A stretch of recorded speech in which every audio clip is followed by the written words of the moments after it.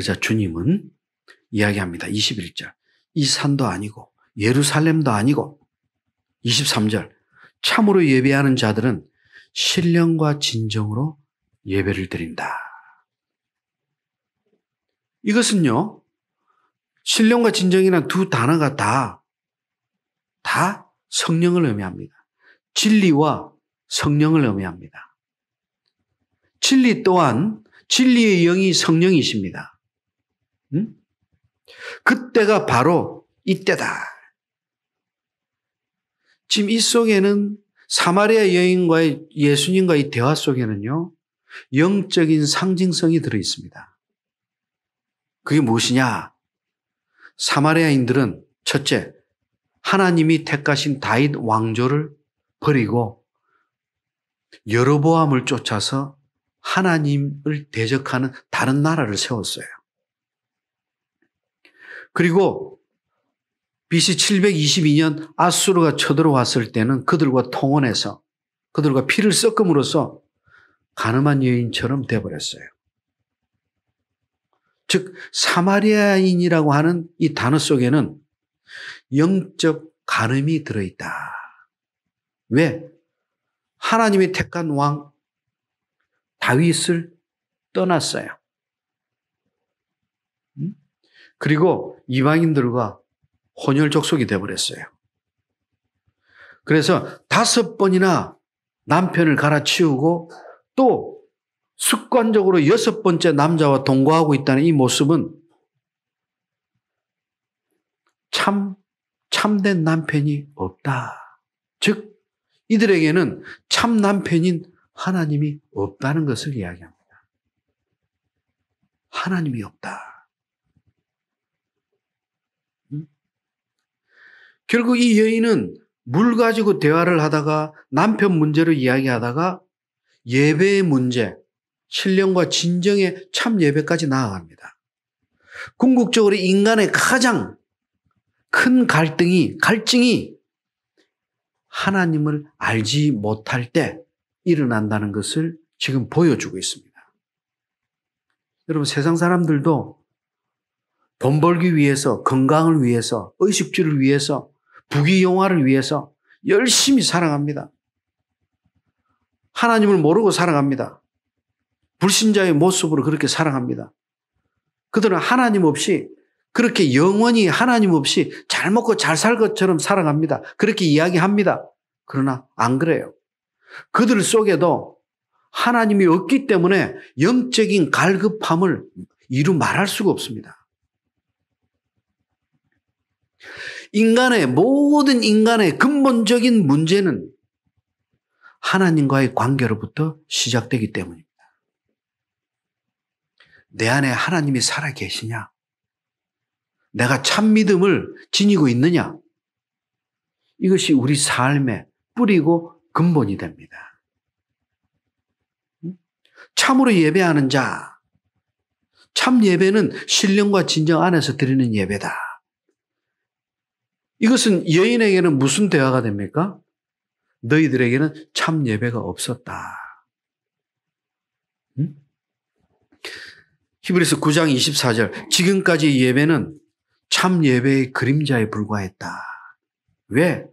신령한 예배, 진리 안에서 예배가 아니라 짐승의 피를 가지고 예배를 드렸어요. 계속해서 반복적인 제사를 통해서 죄사함을 받아야 됐어요. 끝없는 짐승의 희생이 필요했어요. 예수 그리스도의 십자가 복음은 아닙니다. 단 한 번의 십자가로 영원한 제사가 성취됩니다. 더 이상의 제사는 없습니다. 이것을 믿느냐 믿지 않느냐 둘 중에 하나입니다. 믿지 않을 때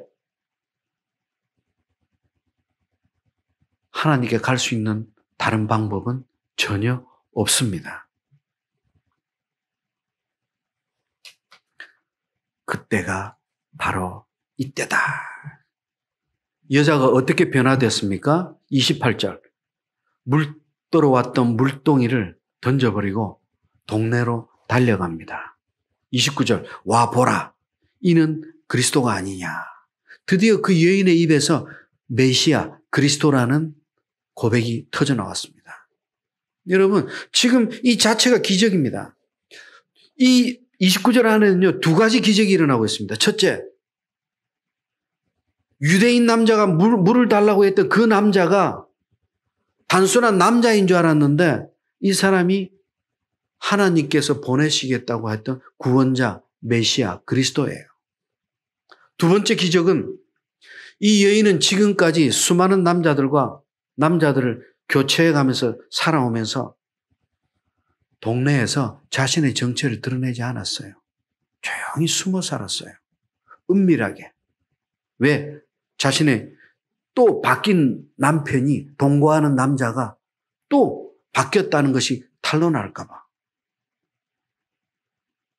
그런데 이상하죠? 이 여인은 자기가 그리스도를 만났다는 그 은혜를 통해서 다른 사람에 대한 부정적인 이미지 그리고 감추고 싶고 은밀하게 숨고 싶은 죄성이 다 열려버립니다. 다 내려지게 됩니다. 자기도 모르게 떳떳하게 군중 속으로 들어가서 와보라. 와보라. 응? 듀테, 이데테. 지금 당장 곧 와서 직접 보라. 내 말이 틀렸는지 와서 직접 확인해 보라 이 말이에요. 놀라운 변화입니다. 여러분, 우리는 이 놀라운 변화를 강경만 느낄 게 아니에요. 우리의 믿음 안에서 이미 이 변화는 일어났습니다. 할렐루야. 이런 담대함이 내 안에 살아있어야 해요. 어디 가서 이것 때문에 저것 때문에 이 문제 때문에 고개 숙이고 할 말 못하고 여러분 아니에요. 말은 가릴 건 가려야죠. 그러나 담대히 선포할 건 선포해야 합니다. 왜? 우리 안에는 하나님이 살아계십니다. 와 보라. 직접 와서 확인해 보라. 이래도 믿지 못하겠느냐. 견디지 못하는 거예요. 지금 이 여인은.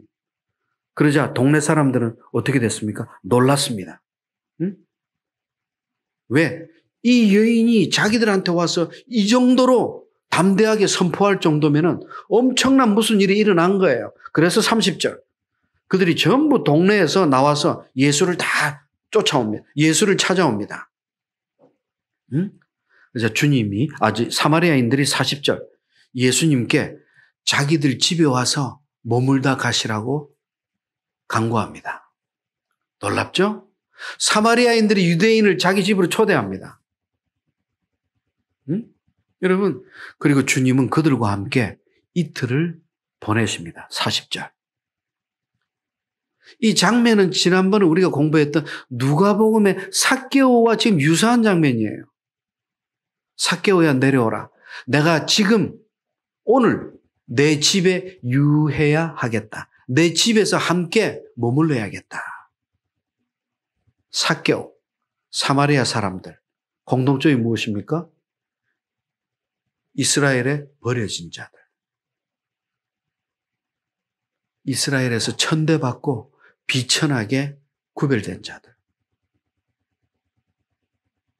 하나님은 이처럼 우리 주님을 통해서 잃어버린 한 마리 어린 양을, 잃어버린 그 한 마리를 위해서, 그 양을 위해서 찾기 위해서 이 땅에 오신 거예요. 그래서 4절 다시 돌아갑니다. 4절 사마리아를 통과해야 하겠는지라. 해야 하겠는지라. 헬라어로 에데이, 영어로 must. 반드시 통과해야겠는지라. 의도적이고 적극적인 결심이 내포되어 있습니다. 왜? 잃어버린 한 마리 양. 이 불쌍한 사마리아 여인을 구원하시기 위해서. 그 주님께서 우리가 복음을 영접할 때 우리 안으로 들어오셨습니다. 그분이 이분이에요. 그리고 사도 요한은 그냥 이 사마리아 여인의 이야기를 끝내지 않습니다. 3장과 4장에는 놀랍고 절묘한 사도 요한의 메시지가 내포되어 있습니다.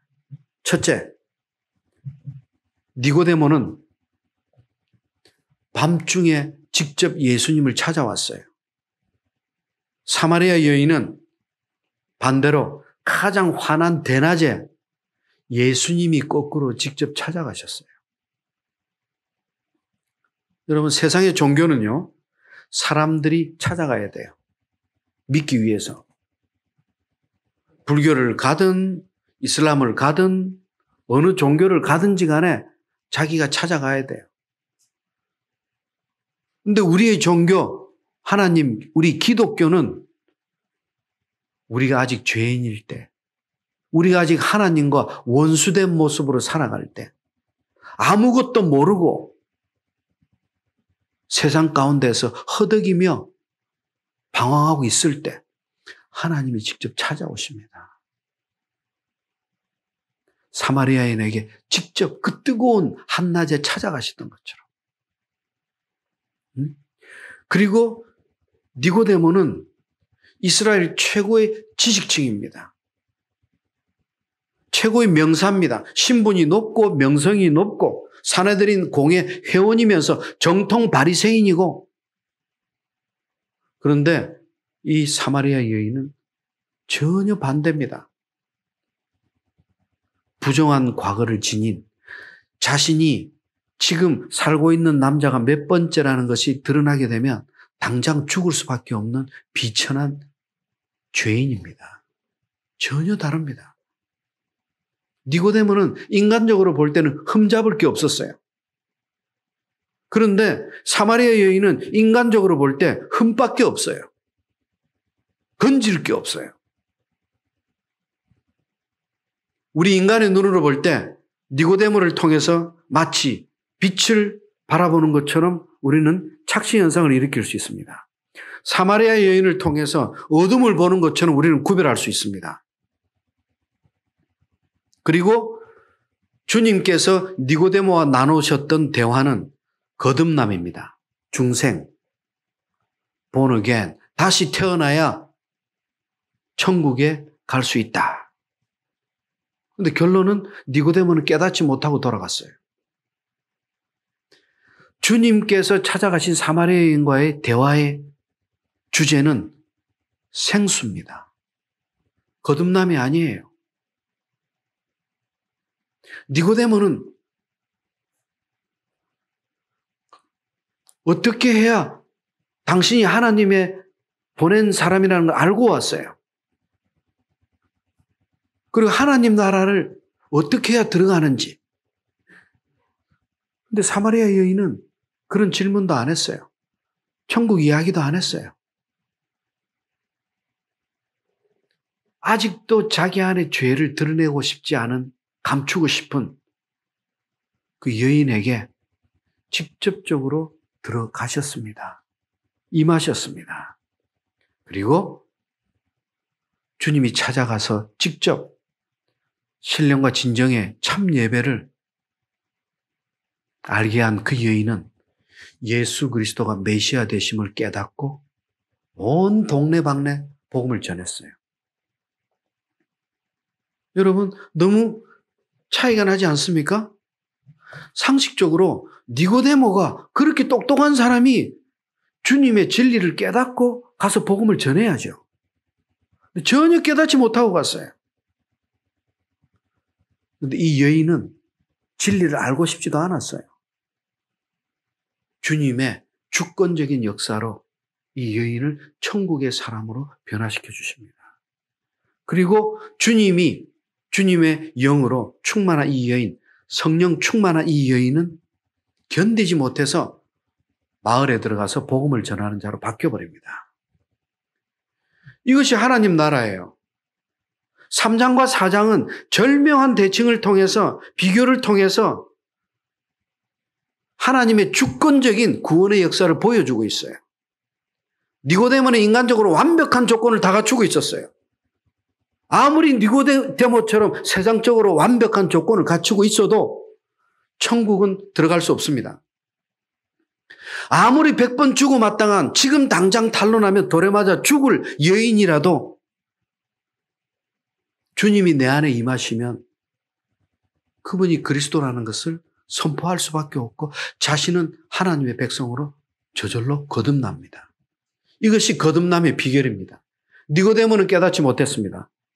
여인이 깨달은 것이 아니라 주님께서 여인을 깨닫게 해 주셨습니다. 이것이 오늘날 우리의 믿음의 역사입니다.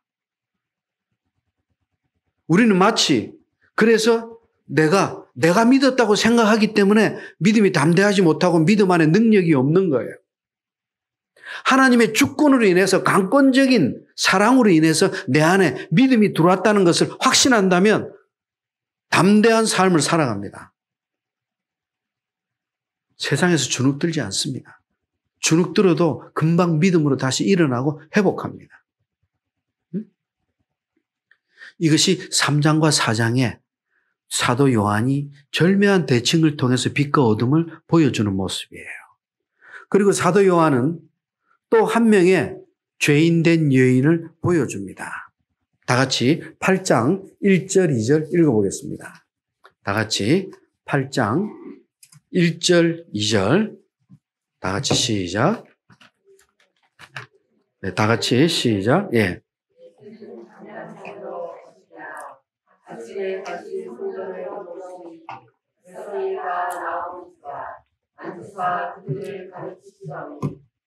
아멘. 8장 1절에서 11절 메시지도 여러분들이 너무 잘 아는 메시지입니다. 유대인 지도자들이 예수 그리스도를 시험하기 위해서 올무에 집어넣기 위해서 간음한 현장에서 여자를 붙잡아다가 주님 앞에 무릎을 꿇렸습니다. 아마 많은 성도들이 이미 다 알고 있을 거예요. 여러분, 지금 1절, 2절에 보면요. 예수님께서 아침에 성전에서 가르치고 계십니다. 하나님의 말씀, 하나님 나라에 대해서 가르치고 계십니다. 그런데 3절, 서기관들과 바리새인들이 간음 중에 현장에서 붙잡힌 여자를 끌고 와서 가운데 세우고 4절 선생이요. 이 여자가 간음하다 현장에서 잡혔습니다. 선생이요. 여러분, 지금까지 복음서를 보면요. 바리새인들이나 유대인들이 직접적으로 예수님을 비난하고 무시했지 예수님한테 선생님하고 한 적이 없어요. 지금 왜 선생이요 하고 나왔을까요? 존칭입니까? 칭호는 존칭인데 디다스칼레 이건 존칭인데 아니에요. 지금 이 호칭 속에는 아주 야비한 조소가 들어있어요. 당신이 선생이라며 그래 한번 판결해봐. 이 여자 지금 간음하다 현장에서 붙잡혀온 여자야 하고 내덩덩이 쳤어요. 현장에서 붙잡혔어요. 현행범. 여러분 현장에서 붙잡혔다는 것은 변명할 여지가 없어요. 반박의 여지가 없습니다. 무조건 이거는 죄인이에요. 응? 현장에서 붙잡혔어요. 자, 이런 경우에 5절 모세는 이 여자를 돌로 치라고 했습니다. 선생, 당신은 어떻게 말하겠습니까? 당신은 어떻게 판결을 내리겠습니까? 하고 물어봅니다. 만일 모세의 율법대로 돌로 치라고 한다면 유대인의 율법에는 합법한 거지만 돌로 치라고 한다면 예수는 위선자예요. 분명히 자기는 원수까지도 사랑하라고 했어요. 이쪽 뺨을 맞으면 반대쪽 뺨을 내주라고 했어요. 돌로 치라고 해서 여자가 죽게 된다면 유대인들에게는 사형 집행권이 없어요.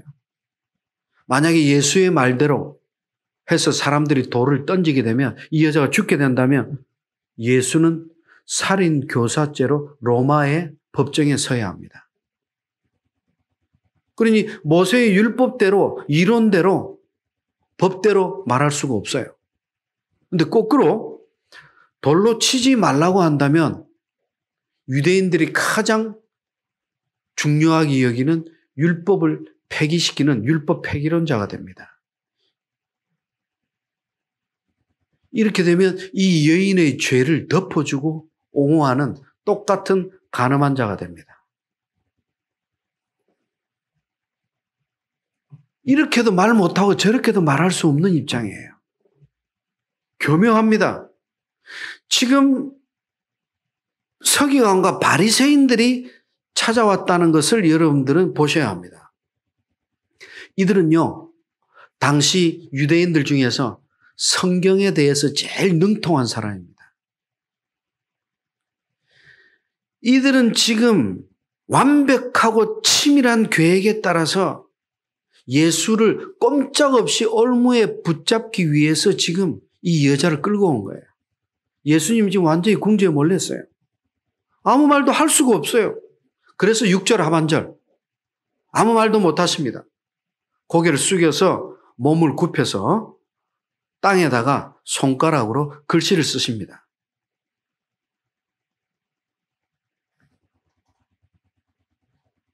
그러자 7절 그들이 묻기를 맞이 안 합니다. 그리고 주님이 말씀하십니다. 손가락으로 글씨 쓰고 나서 너희 중에 죄 없는 자가 먼저 돌로 치라. 죄 없는 자가 먼저 돌로 치라. 그러자 아무도 아직 돌을 들지 못합니다. 아직 돌로 치지 못합니다. 8절 다시 한번 몸을 굽혀서 땅바닥에다 손가락으로 글씨를 또 쓰십니다. 땅바닥에다 글씨를 2번 쓰신 거예요. 도대체 무슨 글씨를 쓰셨길래 9절 그 글씨를 본 사람들이 양심의 가책을 받아서 남녀노소 불문하고 다 도망가 버립니다. 예수님과 가늠하다 붙잡힌 여자 2사람만 남게 됩니다. 여러분, 예수님께서 도대체 땅바닥에다 무슨 글씨를 쓰셨길래 이 사람들이 한마디 말도 못하고 다 도망갔을까요? 자, 여러분 6절 하반절 보시기 바랍니다. 손가락으로 땅에 쓰시니 이 단어는 카테그라펜 즉 그 뜻이 누구누구에 대항해서 쓰다. 즉 첫 번째 글씨를 쓰셨다는 것은 가늠한 여인을 고소한 자들을 대항해서 그들에 대해서 쓰셨다는 거예요. 그리고 쓰시자마자 하신 말씀이 죄 없는 자라고 말씀하십니다. 죄 없는 자가 먼저 돌로 치라. 무슨 말씀입니까? 첫 번째 쓰신 글씨에는 지금 여기 모인 자들 중에 돌을 들어서 당장 칠 것 같은 자들 우선해서 그들이 지은 죄부터 죄목들을 하나씩 다 쓰셨을 거예요. 옆집 누구와 간음한 자, 누구에게 무엇을 빼앗은 자, 아내를 핍박하고 폭행한 자 하면서 그들의 죄목들을 하나하나 다 쓰셨을 거예요. 근데 죄목만 쓰셨지 첫 번째는 누가 그 죄를 지었는지는 안 썼어요. 그래서 죄목만 쓰시고 나서 죄 없는 자 먼저 돌로 치라고 그랬어요. 그러자 땅바닥에 쓴 죄목들을 바라봤을 때 다들 주춤했을 겁니다. 2번째, 다시 땅에다 쓰셨습니다. 아마 이때는 그 죄목 옆에다가 하나하나에다가 그 사람들의 이름에 아마 이니셜을 옆에다 쓰셨을 것 같아요. 그러자 소름 돋았겠죠? 깜짝 놀랐을 겁니다. 이분이 메시아라고 인정하지 않을 수 없었을 겁니다. 왜? 지금 사마리아 여인, 우물가의 사마리아 여인처럼 자기가 지금 이 지은 죄, 비리는 아무도 모르고 있어요. 자기만 홀로 감추인 죄악입니다. 알 수 있다면 자기 가족들, 자기 부부 사이에만 알고 있는 죄입니다. 근데 주님은 마치 다 알고 있다는 듯이.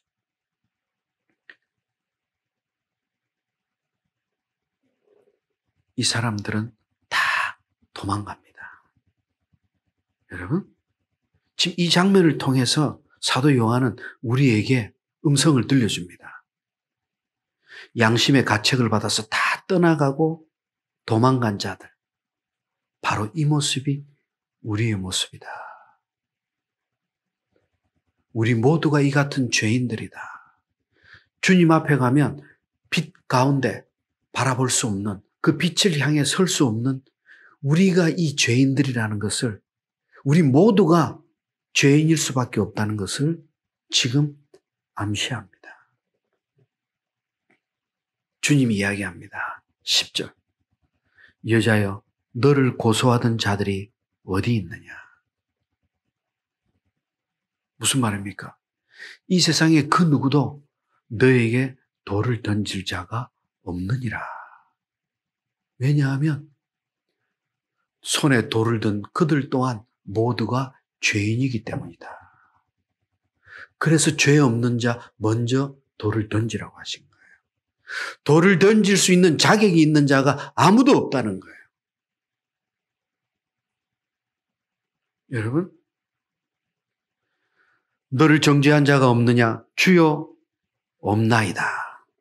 지금 8장에서 현장에서 가늠하다 붙잡혀온 여인이 했던 이야기는 단 한마디입니다. 없나이다. 주여, 없습니다. 유일한 메시지입니다. 여인의. 없습니다. 여러분, 그렇다고 해서 주님께서 간음을 허용하신 것이 아닙니다. 분명히 이야기하십니다. 너를 정죄한 자가 없느냐? 다시는 나도 너를 정죄하지 아니하노니 다시는 죄를 범치 말라. 무슨 말입니까? 너는 죄인이라고 지금 말씀하시는 거예요. 다시는 죄를 범치 말라. 지금 이 여인은 곧 죽을 운명이었어요. 사형대에 매달린 사람이었어요. 이제 이 사람들이 손에 돌을 들고 던지기만 하면 자기는 맞아 죽어야 해요. 그 죽음 직전에서 벼랑 끝에서 어둠 가운데서, 칠흑 같은 어둠 가운데서 한 줄기 빛을 통해서, 주님을 통해서 살아난 여인입니다. 이 여인의 기쁨이 어땠을까요? 감격이 어땠을까요? 주님을 향한 믿음의 마음이 어땠을까요? 여러분, 우리는 이 여인의 마음을 다시 회복해야 합니다. 이것이 믿음의 초심입니다. 우리도 이 여인처럼 주님 앞에서는 당장 돌에 맞아 죽을 수밖에 없는 죄인들이었어요. 그리고 주님의 십자가 복음을 통해서 우리는 구원을 얻었어요. 우리 안에 빛이 임했어요. 더 이상 어둠은 우리의 것이 아닙니다.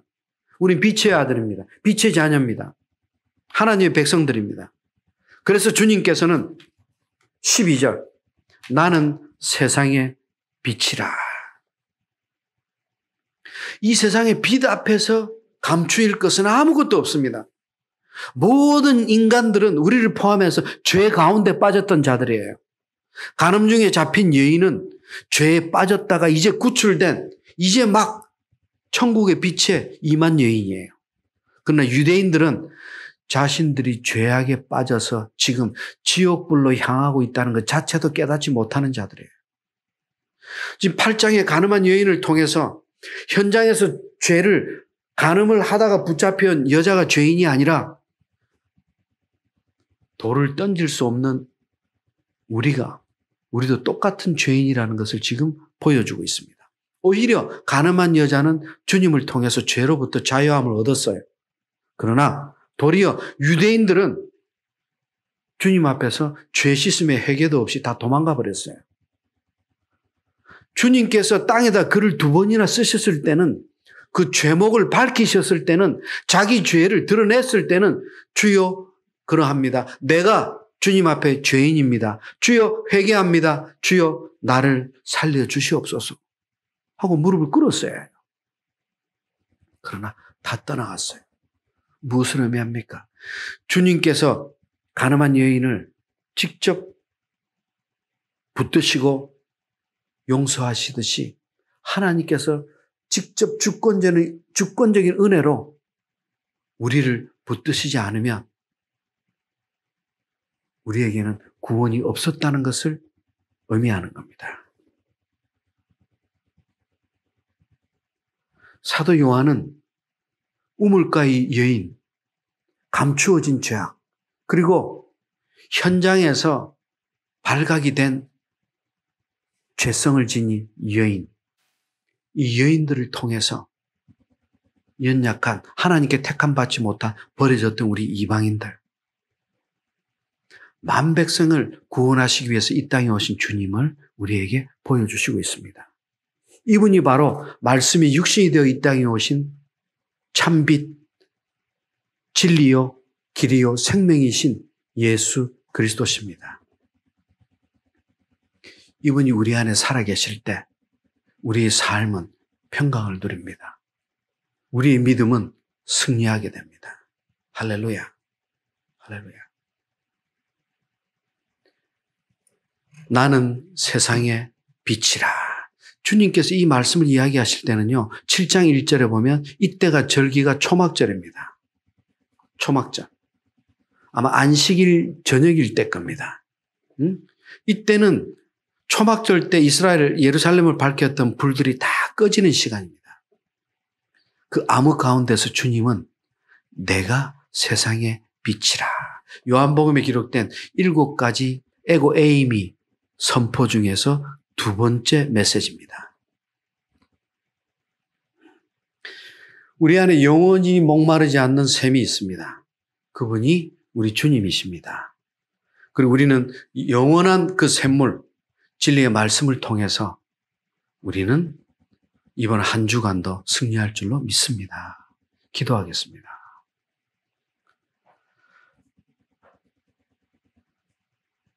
우리를 구원하시고 하나님의 주권적인 은혜와 사랑으로 하나님의 백성으로 택해 주시고 천국으로 인도해 주신 아버지 감사합니다. 아버지, 오직 예수 그리스도만이 참 복음이요, 예수 그리스도만이 주여 길이요 진리요 생명임을 고백합니다.